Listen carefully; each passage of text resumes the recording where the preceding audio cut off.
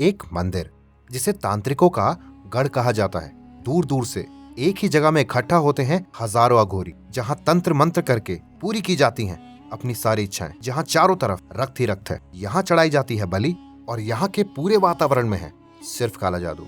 यहाँ आकर आप किसी को भी अपने वश में कर सकते हैं। यह मंदिर एक तांत्रिक देवी का है और काली माँ और त्रिपुरा सुंदरी के साथ इनका बहुत करीबी संबंध है। कुल मिला के यहाँ बहुत ही शक्तिशाली 10 तांत्रिक देवियों का वास है। इस मंदिर से बहुत सारे राज जुड़े हैं जो बहुत ही कम लोगों को मालूम है। अगर आप भी इस मंदिर से जुड़े रहस्यों से पर्दा उठाना चाहते हैं तो उस वीडियो को आखिर तक जरूर देखें। उससे पहले कमेंट सेक्शन में जय मां कामाख्या लिखना बिल्कुल ना भूलें। हम बात कर रहे हैं मां आदिशक्ति के कामाख्या देवी मंदिर की, जो आज भी तंत्र विद्याओं के लिए जाना जाता है। यहाँ मां आदिशक्ति की योनि की पूजा की जाती है और इतना ही नहीं, हर साल जून के महीने में 3 दिन के लिए मां का मासिक धर्म होता है। उस पूरे समय को त्योहार के रूप में मनाया जाता है और एक अम्बाची मेले का आयोजन किया जाता है। 3 दिन के लिए इस मंदिर के दरवाजे भक्तों के लिए बंद रहते हैं क्योंकि उस समय मां कामाख्या विश्राम करती हैं। दरवाजे बंद करने से पहले मंदिर के अंदर एक बहुत बड़ा सफेद कपड़ा बिछाया जाता है और जब 3 दिन के बाद मंदिर के दरवाजे खोले जाते हैं तब यह कपड़ा गीला और लाल रंग में मिलता है, जैसे उसमें बहुत सारा रक्त लगा हो। बाद में इस कपड़े के टुकड़े टुकड़े करके भक्तों को बांट दिया जाता है और यह भक्त इस कपड़े को अपने घर के मंदिर में रखते हैं, जिसमें मां कामाख्या की कृपा भक्तों पर बनी रहती है। मां के मासिक धर्म के समय पास पर ही मौजूद ब्रह्मपुत्र नदी का पानी भी लाल पड़ जाता है।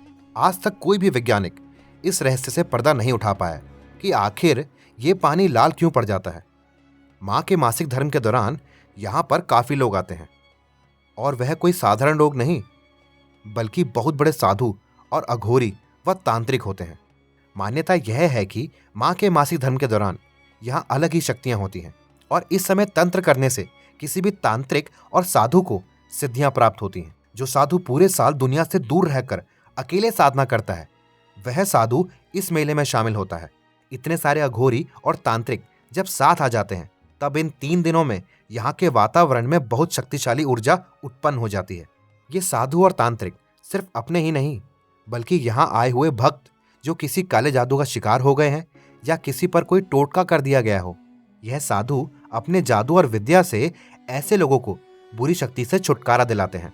यहाँ पर अलग अलग प्रकार की पूजा होती है जिनमें जानवरों की बलि दी जाती है, इसलिए इस मंदिर के आसपास रक्त ही रक्त होता है। बलि देने के लिए मंदिर में एक अलग स्थान बनाया है जहाँ पर लोग जानवरों की बलि चढ़ते हुए देखना चाहते हैं। ऐसा माना जाता है जो भी इन जानवरों की बलि चढ़ते हुए देखेगा वह पूरे साल खुश और सुखी रहेगा। यह मंदिर वशीकरण के लिए खूब मशहूर है। अगर किसी व्यक्ति ने किसी को अपने वश में करना है तब वह लोग भी यहाँ आकर वशीकरण की पूजा करवाते हैं। वशीकरण करने से सामने वाले इंसान का दिमाग घूम जाता है और आप जो भी बोलेंगे वो इंसान बस वो ही करेगा। इस मंदिर के पत्थर तक तंत्र से भरे हैं। कहा यह भी जाता है कि इस मंदिर के लाल रंग के पत्थर से सिंदूर बनता है जिसे काम्य सिंदूर कहते हैं, जिसमें सामने वाले को अपने वश में करने की ताकत होती है। इस मंदिर के मुख्य गृह में बल्कि मां की योनि के विग्रह को पूजा जाता है जिससे पानी टपकता रहता है और वो पानी कहाँ से आता है वो आज तक कोई नहीं जान पाया। इस पानी को भी भक्त प्रसाद के रूप में लेते हैं। चलिए अब आपको बताते हैं इस मंदिर से जुड़ी पौराणिक कथा कि इस तांत्रिक मंदिर की शुरुआत कैसे हुई। कामाख्या देवी मंदिर असम के दिसपुर से लगभग 10 किलोमीटर दूर पर है।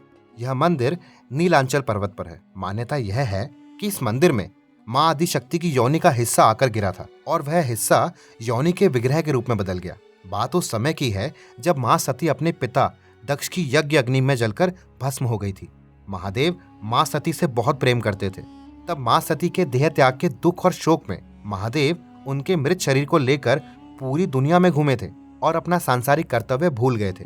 महादेव को उस अवस्था से बाहर निकालने के लिए विष्णु जी ने अपने अदृश्य सुदर्शन चक्र से मां सती के शरीर को 52 टुकड़ों में विभाजित कर दिया, जो धरती पर गिरकर मां के 52 शक्तिपीठों में बदल गया। मां के शरीर को खो देने के बाद महादेव शोक में ब्रह्मपुत्र नदी के एक टापू पर योग निद्रा करने चले गए। इसका फायदा उठाते हुए तारकासुर नामक एक राक्षस ने पूरी दुनिया में कोहराम मचा दिया, क्योंकि उसे वरदान था कि केवल आदिशक्ति और महादेव की संतान ही उसका वध कर सकती है। ऐसे में सारे देवी देवताओं ने मिलकर महादेव को योग निद्रा से उठाने और अपने सांसारिक कर्तव्य को पूरा करने के लिए एक योजना बनाई। अगर महादेव को सीधा उठा देते तो महादेव के क्रोध से सृष्टि तबाह हो सकती थी। इसलिए देवी देवताओं ने कामदेव का सहारा लिया। कामदेव ने अपना एक बाण महादेव की तरफ चलाया, जिससे महादेव की योग निद्रा भस्म हो गई और क्रोध में उनकी तीसरी आंख खुल गई। तीसरी आंख की अग्नि के सामने खड़े कामदेव भस्म हो गए। इस बात का पता चलते ही कामदेव की पत्नी देवी रति दुख में रोने लगी और महादेव से विनती की कि उनके पति कामदेव को वापस जिंदा कर दें। महादेव ने उनकी विनती सुन ली और कामदेव को जिंदा तो कर दिया, परंतु उनका शरीर पूरा भस्म हो चुका था, जो कभी वापस नहीं आ सकता था। तब महादेव ने कामदेव और उनकी पत्नी रति से नीलांचल पर्वत जाकर मां आदिशक्ति की योनि की पूजा और तंत्र करने को कहा, जिससे कामदेव की आत्मा को शरीर की प्राप्ति हो जाएगी, क्योंकि किसी का भी जन्म योनि के द्वारा ही होता है। कामदेव और रति ने नीलांचल पर्वत जाकर मां आदिशक्ति की योनि की सच्चे मन से पूजा और आराधना की, जिससे बाद में मां ने उन्हें उनका शरीर दे दिया। जिसके बाद से कामदेव ने उस जगह पर मंदिर की स्थापना की और उस मंदिर का नाम कामाख्या देवी पड़ा।